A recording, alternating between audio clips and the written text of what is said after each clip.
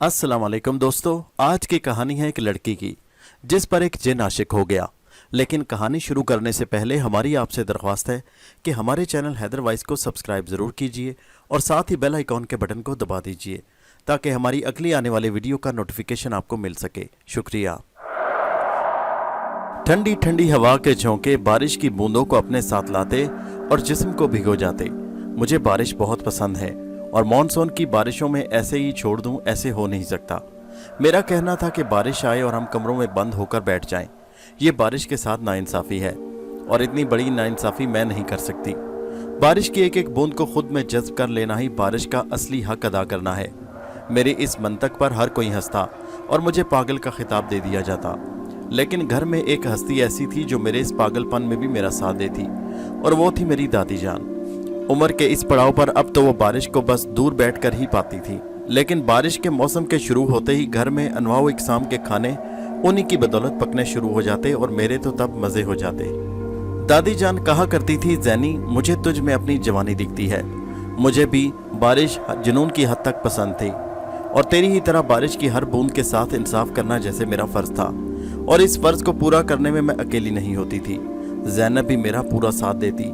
हम दोनों बहनें जैसे भी बारिश हो रही होती, ठंडी हवाएं चल रही होती, 24 घंटे में से जिस वक्त बारिश होती हम अपनी जगह से नहीं हिलती थी और अपने आंगन में लगे पेड़ पर पड़ी बेल के साथ खुद भी लिपटी रहती। अम्मा 1000 बार मना करती पर वह हम ही क्या जो मान जाएं। दादी के ऐसा कहने पर मैं खिलखिलाकर हंस पड़ती और कहती, दादी जान मैं आप पर ही तो गई हूँ। मैं महसूस करती दादी ये सुनकर खुश तो हो जाती हैं लेकिन साथ साथ चुप भी हो जाया करती और ये कहकर उठ जाती, ठीक है मैं तेरे लिए पकोड़े लाती हूँ, फिर हम दादी पोती मिलकर खाएंगे। और मैं 1000 बार कोशिश करने के बावजूद भी दादी की इस खामोशी और फिक्र की वजह नहीं पूछ पाई। लेकिन एक बार जब मॉनसून की बारिशें शुरू हुई तो मुझे मौका मिल गया। इस बार बारिश भरपूर अंदाज में अपना जलवा दिखा रही थी। हर चीज़ धुली धुली निखरी निखरी नजर आ रही थी। दादी लान में बनी छतरी के नीचे कुर्सी पर बैठी बारिश से लुत्फानंदोज हो रही थी और मैं उनके सामने ही बारिश में खड़ी बूंदों से खेल रही थी कि दादी की अचानक आवाज़ से चौंक पड़ी। वो मुझे आवाज़ देकर अपने पास बुला रही थी। मैं जल्दी से भागकर दादी के पास पहुंची और दादी की तरफ देखा तो वो थोड़ी परेशान दिखाई दी। क्या हुआ दादी जान, मैंने फिक्रमंदी से पूछा तो बोली, कुछ नहीं बस खानसामा चाट की प्लेट देकर गया है, इसलिए मैंने सोचा तुम्हें बुलाऊं। चाट खाने का असल मज़ा तो बारिश में ही है। हाँ, फिर बारिश ख़त्म होने के बाद मज़ा नहीं आएगा। मुझे दादी पर बेख्तियार प्यार आ गया और फ़ौरन चाट की प्लेट उठा ली और फिर ख्याल आया तो दादी की प्लेट मैं उनकी तरफ बढ़ा दी। दादी ने प्लेट हाथ में तो ले ली लेकिन उनके चेहरे से परेशानी गई नहीं। वो मुसलसल कुछ सोचे जा रही थी और मुझे चाट खाते हुए भी देख रही थी।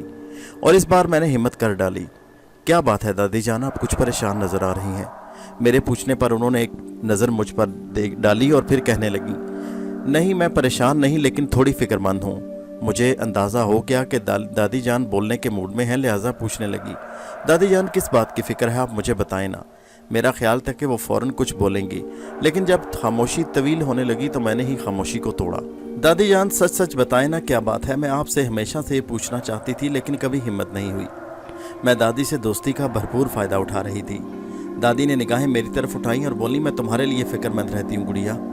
मुझे सख्त हैरानी ने घेर लिया, मेरे लिए? लेकिन क्यों दादी जान, मुझसे कोई गलती हुई है क्या?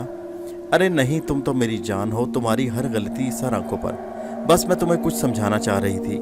दादी ने प्यार से मेरे सर पर हाथ रखा तो मेरी रुकी हुई सांसें बहाल हुईं। ज़रूर दादी, आपकी हर बात सर आंखों पर, बल्कि कोई बात थी तो आप मुझे पहले कह देती, आपका समझाना मुझे अच्छा लगता है। दादी ने प्यार से मेरी तरफ देखा और बोली, तुम्हारी यही आदतें तो मुझे पसंद हैं।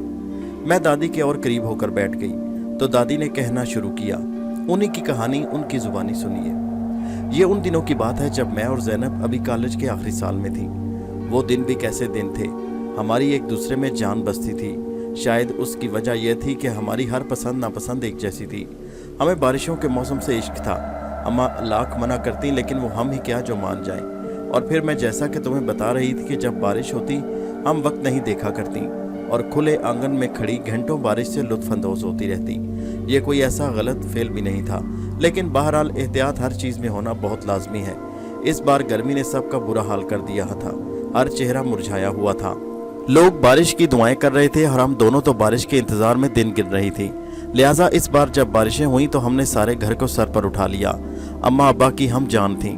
सो वो मना करते करते भी हमारी खुशी के आगे चुप हो जाते। इस बार गर्मी भी तो बहुत सख्त थी, लिहाजा घटाएं भी उसी हिसाब से बेहिसाब बरस रही थी और हम मन मौजी ना दिन देखते न रात, और जब घटाएं छाती बाहर आंगन की तरफ रुख करती। उस वक़्त भी बारिश ज़ोरों शोर से हो रही थी और हम दोनों एक दूसरे में मगन खूब शोर मचा रही थी कि वक्त का पता ही नहीं चला कब दिन ढला। अब तो असर से मगरिब होने को आ रही थी। अम्मा कई बार हमें टोक चुकी थी और आवाज़ें भी दे चुकी थी, लेकिन हम खुद में मगन थी कि एक बार फिर अम्मा की आवाज़ आई। वो मुझे बुला रही थी कि शायद मेरी किसी दोस्त का फ़ोन आया था, लिहाजा मैं ज़ैनब को वही छोड़कर अंदर भागी। फ़ोन पर मेरी अजीज़ दोस्त थी और मैं उससे बातों में मगन हो गई। काश मैं उस वक़्त ज़ैनब को साथ ही ले आती या हम अम्मा का कहना मान लेती तो उस वक़्त वो सब न होता जिसका हमने कभी सोचा भी नहीं था।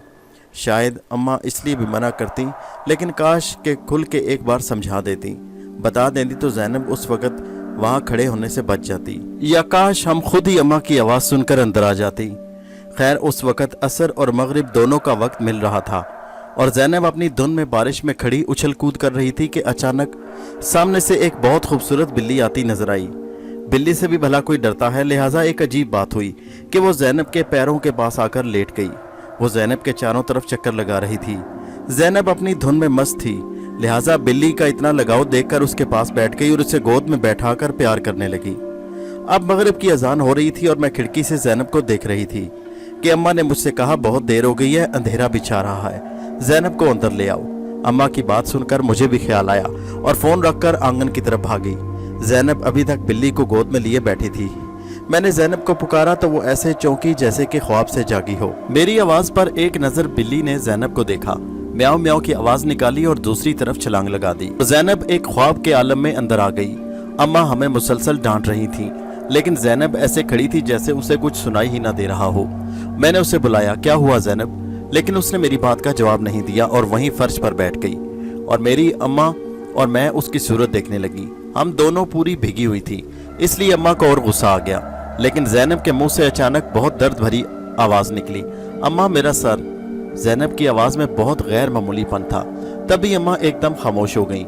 अम्मा लपक कर ज़ैनब की तरफ बढ़ी, क्या हुआ, तुम ठीक तो हो? अम्मा पूछ रही थी और मैं भी ज़ैनब के सामने मौजूद थी और उसे भरपूर निगाहों से देख रही थी। ज़ैनब ने बामुश्किल एक बार फिर कहा, अम्मा मेरे सर में शदीद दर्द हो रहा है। अम्मा की नज़र उसके भीगे कपड़ों पर पड़ गई। चलो उठो, पहले कपड़े बदलो वरना ठंड लग जाएगी। सर में भी दर्द इसीलिए हो रहा होगा।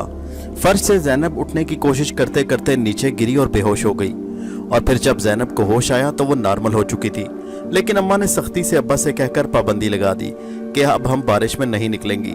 ये सुनकर मुझे अफसोस तो बहुत हो रहा था और मैं अब्बा को अम्मा को मनाने की तरकीब सोचने लगी, मगर लगता था कि ज़ैनब को इस बात से कोई फ़र्क नहीं पड़ा था। मेरे लाख बार पूछने पर भी वो सिर्फ मुझे घूरती रही थी। लगता था उसे अपना कुछ होश नहीं था। हर वक्त खलाओं में घूरती रहती, कोई जिद न करती, बारिश आती तो चली जाती, लेकिन वो चुपचाप बैठी रहती। मुझसे भी बातें करना बंद कर दिया। अम्मा और मेरा ख्याल था कि वो नाराज़ हो गई है, लिहाजा अम्मा उसे मनाने के लिए उसकी पसंद की सारी चीज़ें बनाती, लेकिन वो उनमें से किसी चीज़ को हाथ नहीं लगाती थी। मैं अकेले कमरे में बैठी रहती। उसकी इस पुरस्रार खामोशी से मुझे भी डर लगने लगा था। जब वो रात को कमरे में अंधेरा करके सोती तो मैं लाइट जलाने को कहती, क्योंकि हमें रोशनी करके सोने की आदत थी और ज़ैनब को तो अंधेरे से बहुत डर लगता था, लेकिन वो अंधेरे में ही वो मुझसे कहती, तुम बाहर जाकर सो जाओ, और मेरी हिम्मत ना होती कि मैं ज़ैनब को कुछ कह सकूं। कभी वहीं सो जाती और कभी खामोशी से उठकर अम्मा के पास आकर सो जाती।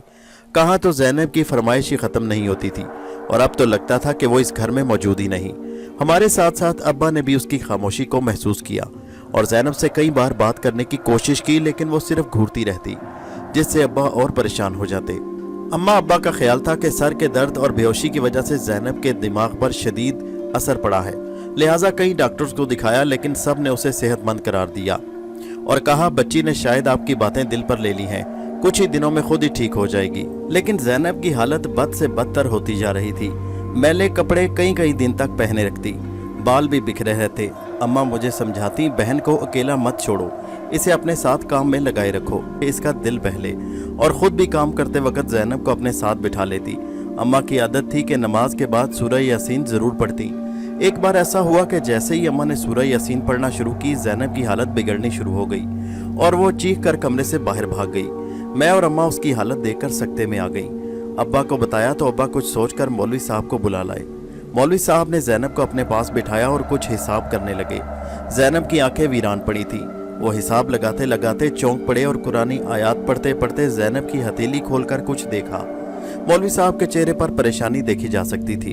वो बोले, बच्ची का पिछले दिनों क्या कहीं अकेले जाना हुआ है या फिर कोई ऐसी जगह जहां वो कुछ वक्त अकेले रही हो। अम्मा अब्बा दोनों ने नफी में सर हिला दिया। ऐसे कैसे हो सकता है? घर में कोई पालतू जानवर है जो बच्ची के साथ रहता हो? मौलवी साहब ने फिर पूछा। अम्मा ने इस बार भी नफी में सर हिला दिया। बेटी, आप मुझे कुछ बताओगी कि क्या बात है, कोई क्या चीज़ आपको परेशान कर रही है? मौलवी साहब इस बार फिर जैनब से मुखातिब हुए तो जैनब एकदम बेचैन होकर उठी। लगता था शायद वो कुछ कहने की कोशिश कर रही थी, लेकिन जुबान उसका साथ नहीं दे रही थी। जैनब की हालत देखकर मौलवी साहब ने उससे कुछ और नहीं पूछा और उठकर बाहर चले आए। मौलवी साहब ने हमारी तरफ देखा और फिक्रमंदी से गोया हुए, मुझे बच्ची पर किसी चीज़ का साया महसूस हो रहा है और वो बच्ची पर जानवर की शक्ल में है। आप मुझे बताएं कि इसकी ये हालत कब से है। को उसके बारे में मुकम्मल रुतात सुना दी तो उन्हें कोई शक नहीं रहा और जाते जाते वो वापस आने का कहकर चले गए और साथ ही पानी पर दम करके जैनब को पिला दिया और एक तावीज़ भी उसके गले में डाल गए। तावीज़ डालते हुए जैनब ने मौलवी साहब का हाथ बड़ी सख्ती से पकड़ लिया, जिसे उन्होंने नज़रअंदाज करके कुछ पढ़ा और जैनब पर फूंक मारी तो उसने अपना हाथ पीछे हटा लिया और उसके गले में तावीज़ डालकर मौलवी साहब वहां से चले गए। जैनब की हालत दिन ब दिन बिगड़ती जा रही थी और वह हर वक्त चीखती चिल्लाती रहती, कहती इस तावीज़ को मेरे गले से हटा दो, मेरा दम घुट रहा है। कभी कहती कोई मेरा गला दबा रहा है, मेरी सांसें बंद हो रही हैं। उस दौरान अम्मा मुसलसल रोती रहती और मैं कभी अम्मा और कभी जैनब को संभालती।